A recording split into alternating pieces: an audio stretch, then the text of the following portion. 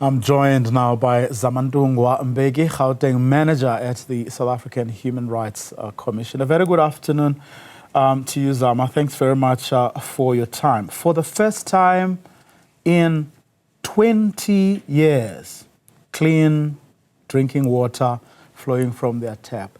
Isn't that an indictment on the part, of those who have been in power for the past 30 years?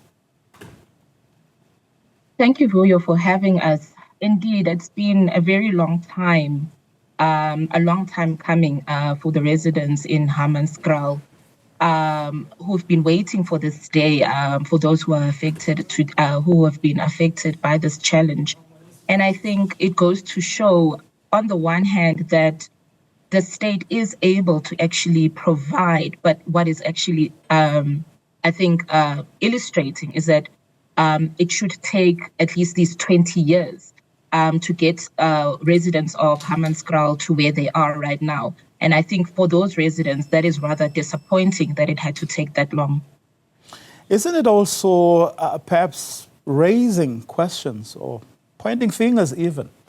You are part of a Chapter 9 institution that is supposed to, fight for or is the custodian of human rights or human rights culture in our country. And ourselves, as the fourth estate, we often pride ourselves as being the ones to bring to the attention of those in power to make sure that they don't rest, until they deliver on the promises of our Constitution. Indeed, Vuyo. I think it's not just a reflection of the work that has been done by the Commission. If you remember, the Commission did issue a report on this in 2021. The Public Protector has issued also a report on this issue. I think it also came out the year after that. And there have been a number of interventions that have been put up, including reports from the Department of Water and Sanitation about this issue in Hammanskraal. The Commission came forward and said that if the state is unable to maintain its wastewater treatment works across, including in Hammanskraal, including other wastewater treatment works in the country, we will continue to find ourselves here. But our job as the Chapter 9 institutions, as you rightfully said, is to provide oversight, it's to investigate, it's to alert the state to its shortcomings and to also, monitor the interventions that are put in by the state. But in this case, rightfully so, Vuyo, it took a very, very long time. It took litigation also between the Department of Water and Sanitation and the city of Tshwane, a back and forth between the two, to finally get us where we are right now. But what remains, Vuyo, and what's very important, is that the obligation to provide this water and to maintain the infrastructure rests with the municipalities. And it's up to those municipalities when something like this happens and so much money has been committed. 450 million, if I'm not mistaken, was committed to phase 1. That maintenance now comes in so that we don't get ourselves back into the same situation. And it is therefore for our duty as the Commission and other Chapter 9 institutions to make sure that after this, the city of Tshwane and other entities now don't fall back into their old ways. You're right. You're talking about the importance of ensuring that they don't go fall back to their old ways. But we've seen this happening over and over again, which is why I've decided perhaps for a change. Let me just, turn the tables a little bit and not be on a high horse where I'm saying we too, don't have a role to play, because you as the Commission can write the reports.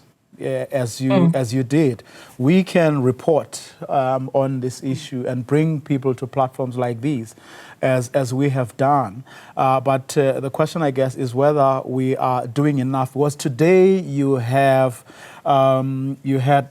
politicians, coming up and patting themselves in the back for a job well done, that finally, even if it's after 20 years, here we are. They can now open the tap and they will get clean drinking water. And how do we avoid, as you correctly pointed out, a situation where there is a relapse or more and more of these? In other words, there will be, another, Makhalis water treatment plant issue. There will be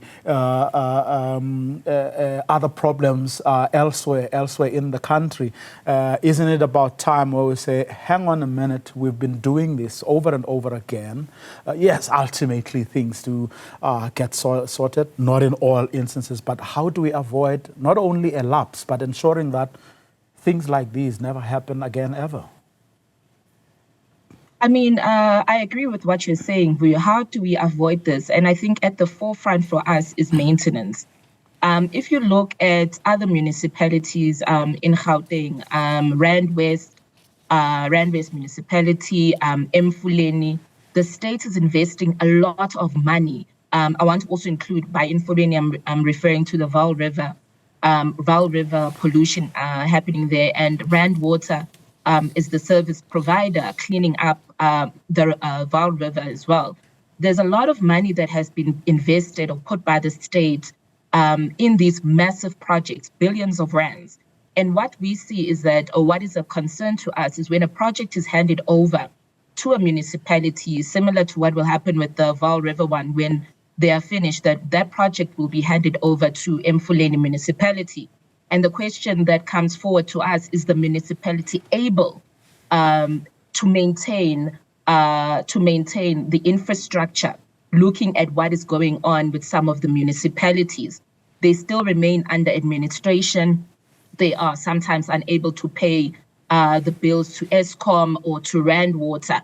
So it becomes a bit futile if we have situations when the state is going to be investing so much money and committing so much money to these bulk projects for so many years, but then the maintenance budget is not adequate, and the maintenance budget is not used adequately to maintain these billion rand projects. So that's one thing that we have to say that is at the forefront, is that maintenance needs to be there, but there's also needs to be planning for migration into the province, particularly for our province in Gauteng. We have to take into cognizance that people are coming constantly to work here, to bring their children to school. So all of the infrastructure has to be built and maintained at that level that allows, or that takes into consideration that people will still be coming into Gauteng, and that informal settlements, developments are happening in the province. And so the infrastructure has to also take that into consideration and then budget adequately for that as well. Budgets, maintenance issues, planning, all the issues that you have mentioned. When all has been said and done, are you, as the Commission, able to say without any fear of contradicting yourselves that overall the government is able to deliver on the promise of the Constitution, Chapter 2 in particular, which says everyone has the right to have access to sufficient food and water?